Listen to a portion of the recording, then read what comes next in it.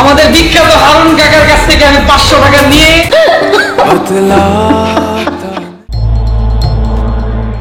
Content creator তহিদ আফ্রিদির বিরুদ্ধে ভয়াবহ অপরাধ চক্র পরিচালনার অভিযোগ এনেছে অপরাধ তদন্ত বিভাগ সিআইডি। বিনোদনের আড়ালে বহুদিন ধরে তিনি একটি সংগঠিত অপরাধ সিন্ডিকেট চালাতেন বলে দাবি করেছে সংস্থাটি। গত 24 আগস্ট বরিশাল থেকে সিআইডির একটি বিশেষ দল তাকে গ্রেফতার করে। তার এই দ্বৈত পরিচয়, একদিকে জনতার বিনোদনদাতা, অন্যদিকে অপরাধের নেপথ্য কুশীলব, এখন দেশজুড়ে আলোচনার কেন্দ্রবিন্দু।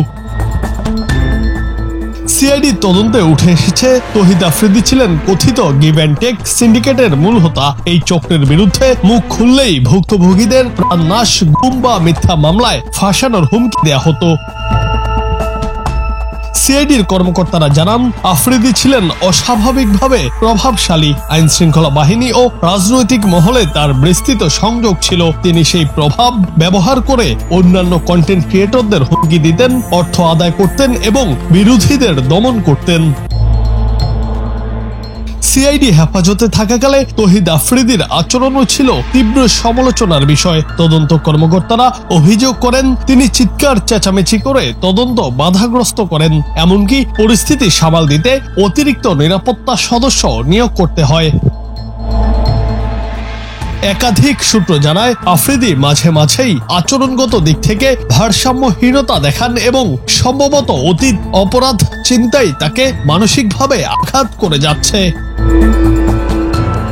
তহিদ আফ্রিদি শুধু ব্ল্যাকমেল বা প্রতারণায় সীমাবদ্ধ ছিলেন না, তিনি সরাসরি একটি হত্যা মামলার 11 নম্বর আসামি। 2024 সালের 1 সেপ্টেম্বর রাজধানীর যাত্রাবাড়ি থানায় দায়ের হওয়া মামলায় অভিযোগ করা হয় যে বৈষম্য বিরোধী ছাত্র আন্দোলনের সময় আসাদুল হক বাবু নামের এক যুবককে গুলি করে হত্যা করা হয়। ওই ঘটনায় আফ্রিদি ছাড়াও আরো বহুজনকে আসামি করা হয়েছে।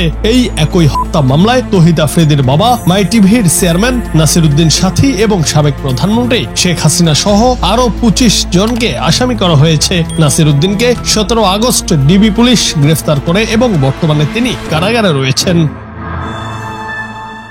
এদিকে আফ্রিদির গ্রেফতারের পর মুখ খুলতে শুরু করেছেন অন্যান্য কন্টেন্ট ক্রিয়েটররা। তানভীর রাহি, স্বপন আহমদ ও সায়েম আফ্রিদির হুমকি ও ব্ল্যাকমেইলের শিকার হয়েছেন বলে দাবি করেছেন।